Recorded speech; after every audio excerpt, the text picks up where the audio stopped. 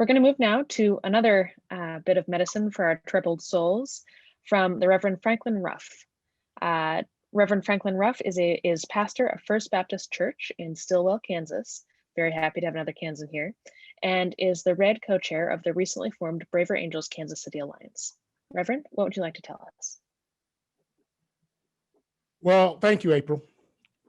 A lot of people have been talking tonight about light. And I think that Braver Angels is a light in our country right now. And I am grateful that I found them. I'm relatively new here. I found Braver Angels back in September, but I have been doing work of trying to depolarize people for years. And at times it can seem really lonely. But finding Braver Angels showed me that, well, no, it's not that lonely.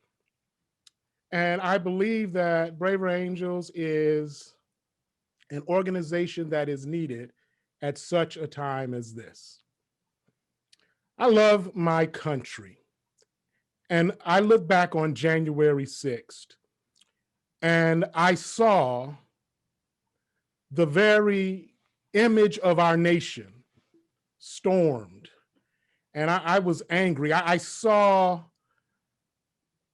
the Capitol in a haze because of tear gas.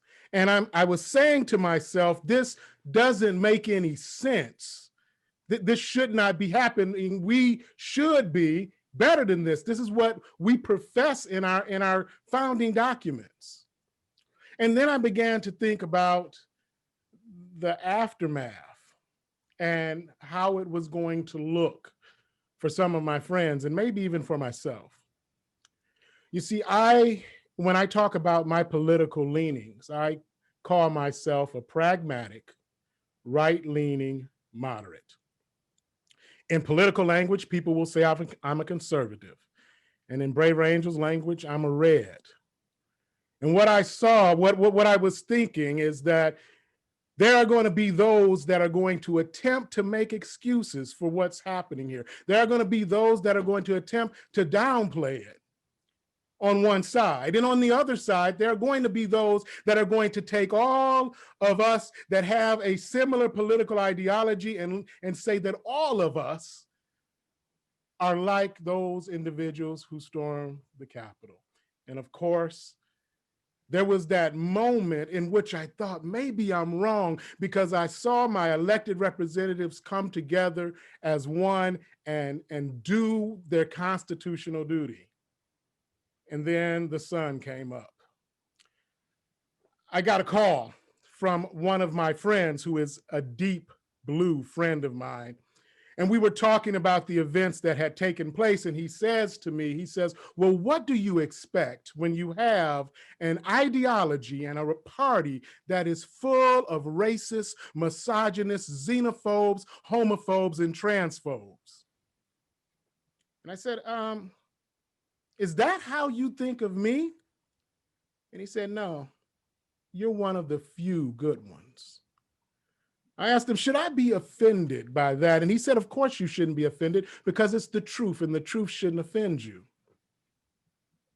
So then I asked him, I said, well, let's change the conversation.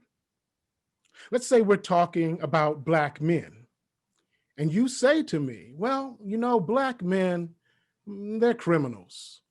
They're thugs. They're lazy. But not you. You're one of the few good ones.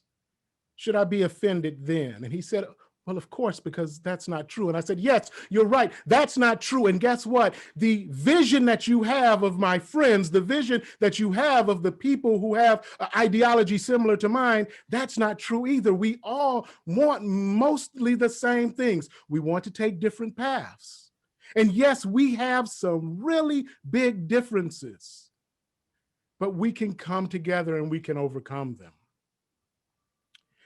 Now, of course, I have the added issue of being a pragmatic, right-leaning, moderate who is also Black.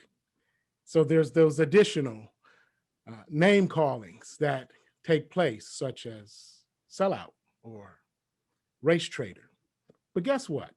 I also know that the people who are doing that don't represent the majority of blues. They don't represent the majority of the people who have a ideology that is different, and sometimes slightly, sometimes greatly different from my own. And so I'm not going to put them all into that one box. I'm also a pastor.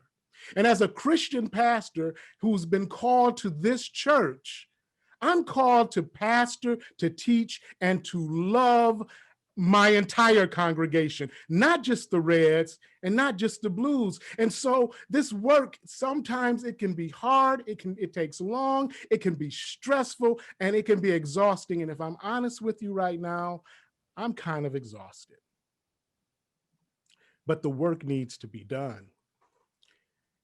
And with me, it comes down to two things: humanity and humility. When I look at even those individuals that are saying nasty things and calling names, I need to see their humanity. I need to understand that, yes, they're American citizens too. They're angry. What are they angry about? Maybe I need to find out. And as a Christian, I also need to look at them and see someone that is made in the image of God. And then there's humility. You see, I have a worldview. I have politics. I have an ideology, but I'm also a human being and I'm imperfect, which means I'm wrong about some things. I don't know what they are, but I am wrong about some things. And guess what? My blue friends, they're right about some things. And I have to at least attempt to have the humility to understand that, to see their humanity and have the humility to know I don't have all the answers. I'm not right about everything. Now, some people might ask, they say, well, you say it's hard work, you say it's long, you say it's tiring. Why do it? Well, the answer for all of us is going to be different. I do it because I think it's my responsibility. It's my responsibility to try and depolarize as a citizen. It's my responsibility as a pastor. It's my responsibility as a husband. It's my responsibility as a father, because the country, the America that I was born into, is better than the America my mother was born into. And the America she was born into is better than the America my grandparents were born into. And the America that my three boys live in, I want to leave better than the America that I was born into. So it's my responsibility to do the work. Yes, it's hard. Yes, it's tiring, but I have a responsibility to do it. Our Constitution starts with the words, "We the people of these United States, in order to form a more perfect union." It says, we the people. We the people, Black, white, Asian, Hispanic. We the people, Buddhist, Hindu, Jewish, Muslim, Christian, atheists. We the people, blue and red.